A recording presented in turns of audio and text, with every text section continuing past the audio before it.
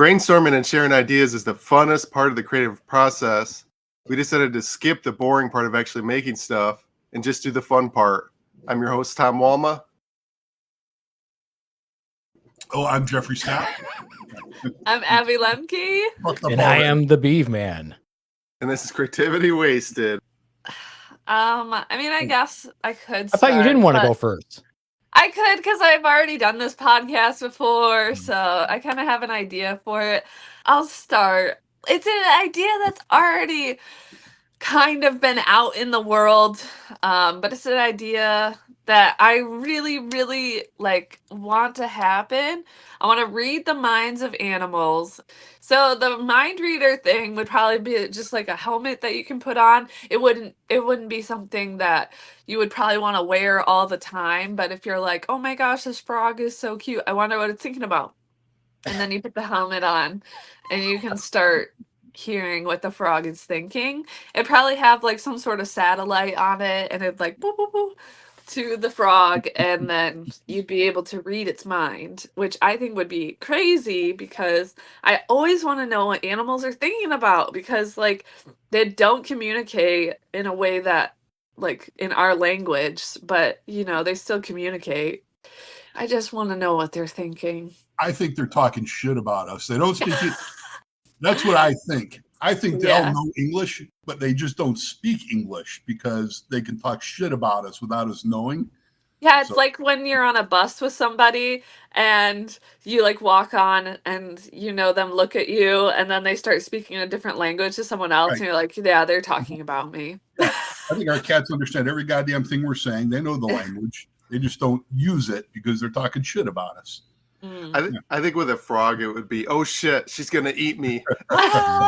Like scared to death. Like, Dr. Doolittle's done this already. Yeah, I know. That's why I prefaced with, yes, I know this is something that is not a new concept. Yeah. But I think that it's always kind of like been something that we as humans are interested in and curious about, and it's something I feel passionately about, and I really agree. Like, I would love to know what animals are thinking. Like, which animal do you want to know first? Just my dog. Okay, what if your dog? I dog want to know if he really loves me or not.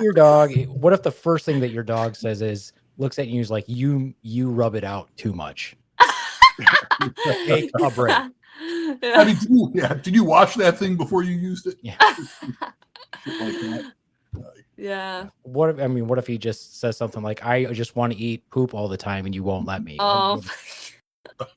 He wants to says that poop. I just ate a pile of shit and then I licked your face and you came in for more kisses. I just look at him and I think like, oh, he's so innocent and pure. He must be having the best thoughts. But, he could be a disgusting human being or dog being. He's probably thinking, man, I really want to fuck her leg hard. He's never humped me. Yeah. He's not a humper. But, he might be thinking about that. I don't know. He's not so innocent. But maybe he could be. Yeah. Do you think if this existed, it would be too much incentive to become a crazy cat lady and just never talk to people? Oh, I already don't want to talk to people. So, like, a reason to not talk to people, even better. Even better. I could just hang out with the animals all day. I'd go to, like, some sanctuary, be a volunteer, There's a simple solution to the problem, Abby. Learn how to speak dog. I thought you were going to recommend that she becomes a furry, because that seems like the easiest way to figure that all out. You just become a dog and you talk to other people who think they're dogs and dress like dogs. Yeah, but I always wondered the male-female ratio of the furry community. Yeah, that's good. Because I think a lot of the fringe fetish things are like 90% male, but like furry, that could be 50-50. Yeah. I feel like this needs to be discussed with your therapist, Abby. I'll see her tomorrow. I'll bring it up. I am trained in medical psychology. Yeah. So let's just delve a little bit deeper and find out which furry that each of us would want to be. I'd say mine's pretty obvious. Yes, a beaver. Platypus. Close, though. You don't want to have to build all those nests. That's too much work. Work too hard. Too hard. I want to be a sea otter. River otters are also very cute, but I would want to be a sea otter. So if you had to have sex with an animal, it would be a sea otter, another sea otter. My gosh. I wasn't thinking about that, but yeah. That's good that you weren't, because that's had you been. And then you picked horse. That would be a real problem. Well, I was just watching this Jerry Springer documentary about this guy who was married to his horse. Like, he left his wife and kids for a horse, and they were like kissing on camera, and it was gross. I don't think a horse can give consent. It looked consensual. The horse was into it. Can you read its mind, Abby?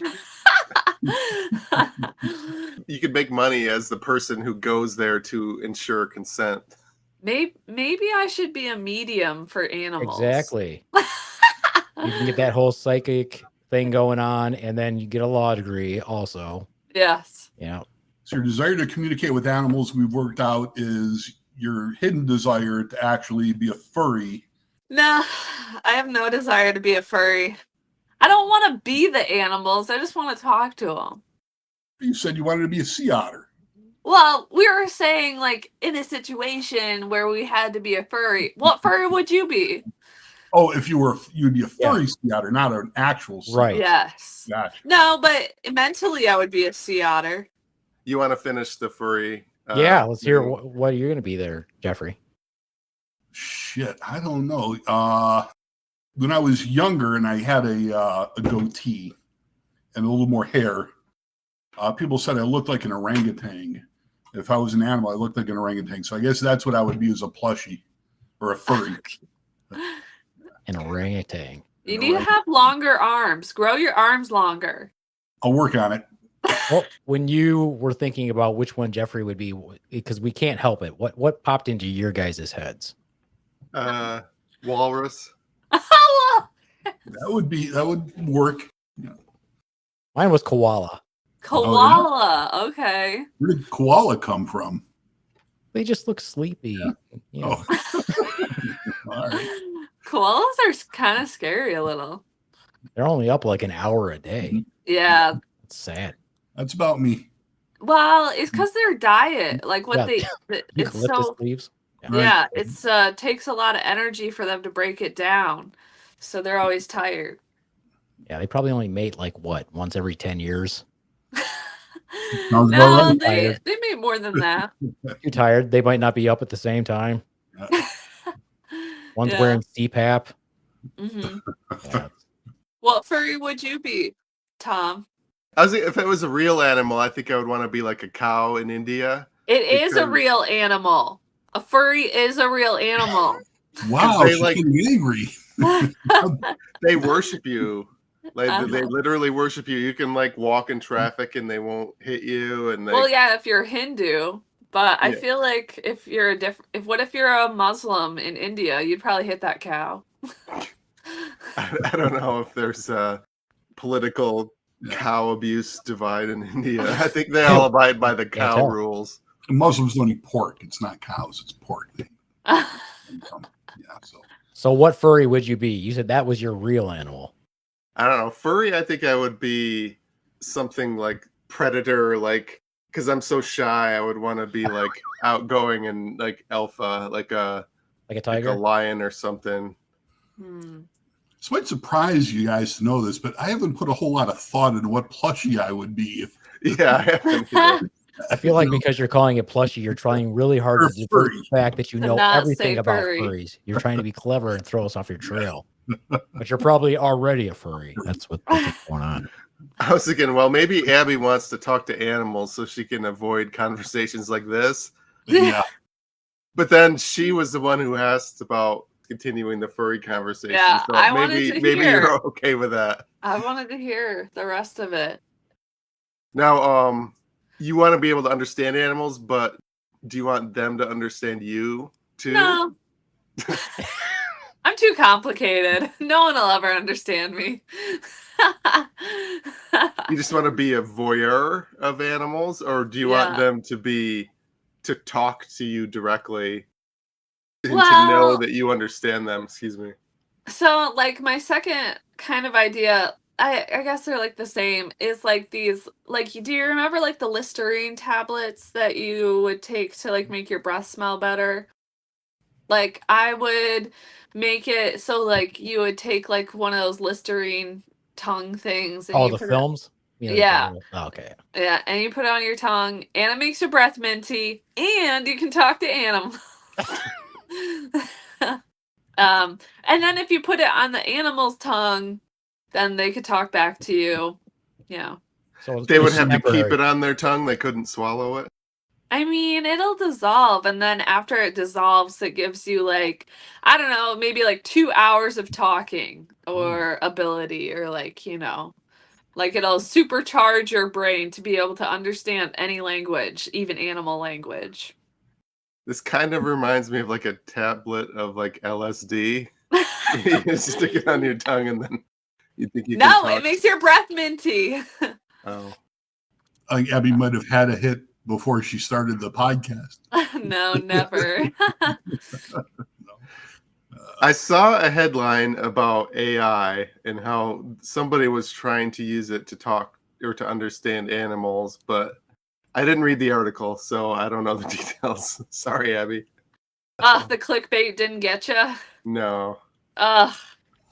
But maybe there'll be something kind of like you'll be able to understand the animal a little more than like the obvious, like it's hungry or whatever. Maybe they can figure out some actual stuff. Yeah. Well, they do have psychologists, like pet psychologists, but they do have animal researchers who know like how animals are trying to communicate. They don't think obviously in The animal's mind. in language in language, but they know what it means when cats make certain sounds and when dogs bark a certain way. It has certain meanings. But yeah, I have done like my own research via Google on like how to communicate with dogs, like what does a dog mean when it wags its tail and stuff like that. Mm-hmm. What if it wasn't language? What if it was like, okay, you can feel its emotion for like 1 second, or you can feel if it's cold or horny or angry or hungry. Yeah. Like, because that's how they think. They don't think in language. They think in like feeling. So maybe that would be how it would work. I've also heard like their brains are just totally wired differently. So like dogs can't have autism, but some of them act like they do. Which I was reading, I don't know, it was just a clickbait article, and it was like talking about how like some dogs can like have autistic traits or whatever, but they don't have the part in their brain to be able to have autism. But I wonder if it's like the same with like, do dogs have OCD? Like, I've never seen my dog like drink water and as then dogs like get older, they demonstrate signs of dementia. They have anxiety. We know that for sure. Yeah, we know pets have depression, so it's reasonable to believe that they would have other types of like mood disorders, movement disorders, yeah, that would neurological make problems. sense. So Like if he has I think that. BPD. Yeah. Well, I mean, look at dogs that don't like Bipolar. fireworks or loud noises or thunderstorms. They make jackets for them that give them like a hug, much like you give to autistic children when they sleep at night. Yeah. Huh. I didn't know that. My cat's got Tourette's. Really? All the time. Always saying inappropriate shit like moo and quack quack. That would be interesting to see an animal have Tourette's. What kind of cat says that shit, right? That was a bit of mine that I used to do about how my cat has Tourette's and is always saying inappropriate shit. But I didn't know that was actually true that a cat could have or a dog could have autism. It chases trains. It chases trains. Starts listing off facts about trains and every dinosaur. Pets can have OCD. You think? I don't know. Sure. They do compulsive things, sure. Yeah, absolutely. I too have communicated with animals successfully. Yeah. What animals? Chipmunks and ground squirrels. Yeah. We have several of them all over the place. And so I would just shoot them, but it didn't seem to deter them in any way. So what I finally did was I caught one of them and then I publicly tortured it in their community. And then I killed it and I hung it up on a small cross with a sign around its neck to ward off all the other chipmunks and ground squirrels. And I feel like a message was sent. Went medieval, put its head on a pipe. Oh my god! With all four corners of the neighborhood. Can do that. That is that definitely will communicate things. Yeah, that's a great way to communicate. Or not, I don't know if a great way, but I think it's a way to communicate with them. I'll have to think about whether that stays in the podcast. I think so. I think the squirrels would just eat the dead squirrel, and they wouldn't even think a second thought about it. No. They might eat his nuts. Yeah. Boom, boom. That was a good one. Yeah. I bet. Are you sitting at a keyboard or something? What's going on? Yeah, I have my mixer in front of me. I bet squirrels have schizophrenia. Why do you say that? They're so jumpy. Have you seen the way they act? When I have patients that have either hyperthyroidism or hypothyroidism, I always explain it to them this way. Hyperthyroidism is a squirrel, and the hypothyroidism is a sloth. I like that you use animals. I feel like that would help me really understand. So you're a doctor? I didn't Not know a real doctor. Nurse. I'm a nurse practitioner, but I hold a master's and a doctorate in nursing. Okay. I was gonna say, do you do the Beeve He's Man a doctor persona? nurse. Dr. Beeve Man. Doctor of nursing practice, yeah. Which is why I go by and have gone by the Beeve Man since I started my podcast 6 years ago and then doing comedy. Yeah, this is the first I think Dr. Nurse I've had that changed their name. A lot of the teachers don't like to use the real name because they're afraid they'll get fired if people find it. But well, that's why I don't use my last name. So I don't need my clients hearing me tell fart jokes. Yeah, you don't want a following. You're getting we're getting the wrong crowd here. What's going on? Exactly. His punchline wasn't clever. He's not going to be a smart lawyer. Yeah. Damn. That was a hypothetical that they would say. Gotcha. I was going to say, how do you know? I was going to say, so the judge yells sustain at 3 a.m. when they finally get your in-court joke. All my clients know I'm an idiot, but I didn't think you guys knew. Speaking of the court, if you could understand animals, that would lead to a lot of like court cases. Would they be allowed to testify? I've not had an animal fucker, if that's what you're asking. But they could they saw you have an affair. They saw they have the to bank testify robbery. on the stand.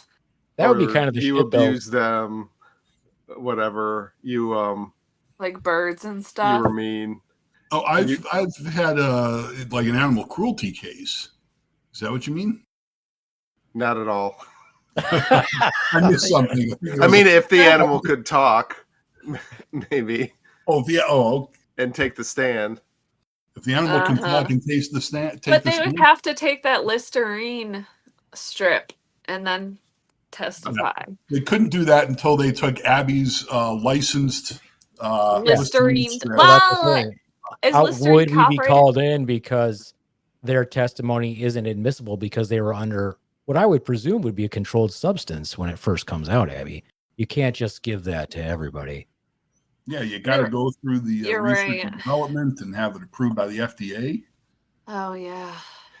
Well, not under Trump. Under Trump, everything's just going to be straight to market. It's not going to be regulation. But it doesn't make you high or anything like that. It just gives you it significantly alters, some part of your brain that allows you're right, you to yeah. So. Yeah. You buy it thinking it's just gum, and then all of a sudden you can understand animals everywhere, and you're freaking out. You're like, that guy has no ass.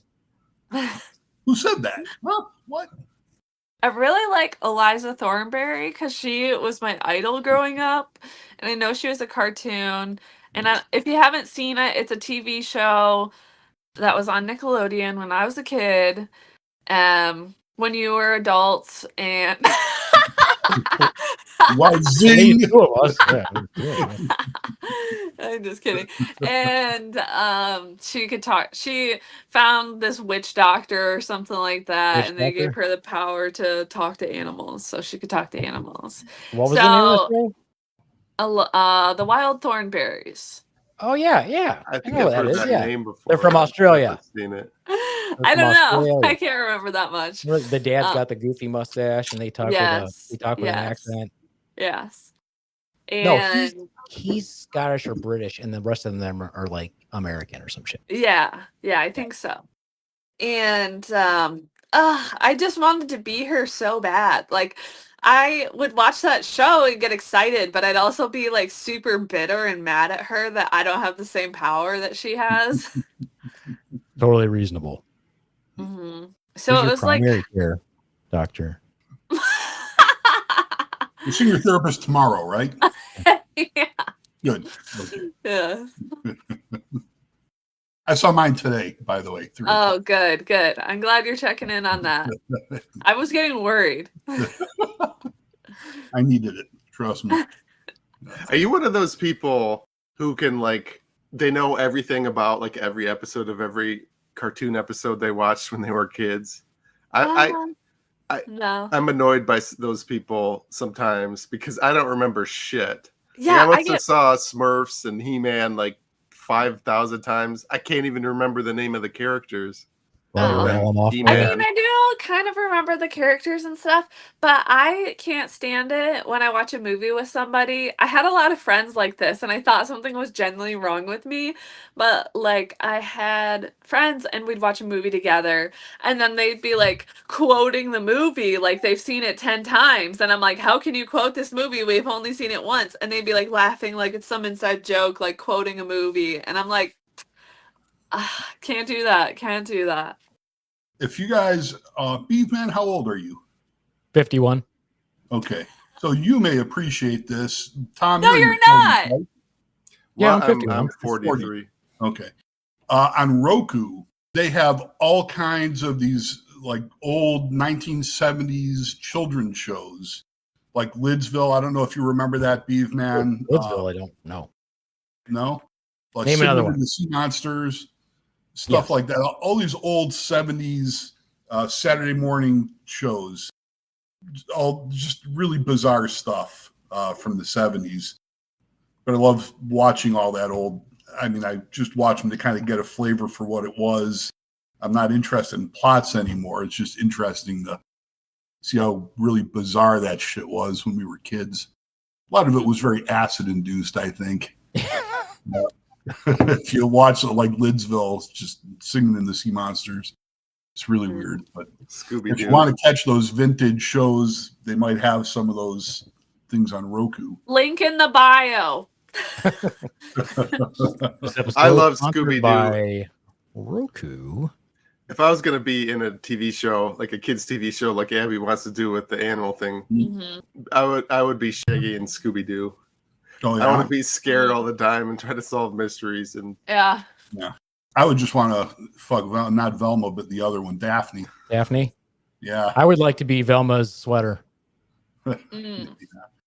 Velma, Velma came out as a lesbian a couple of years ago.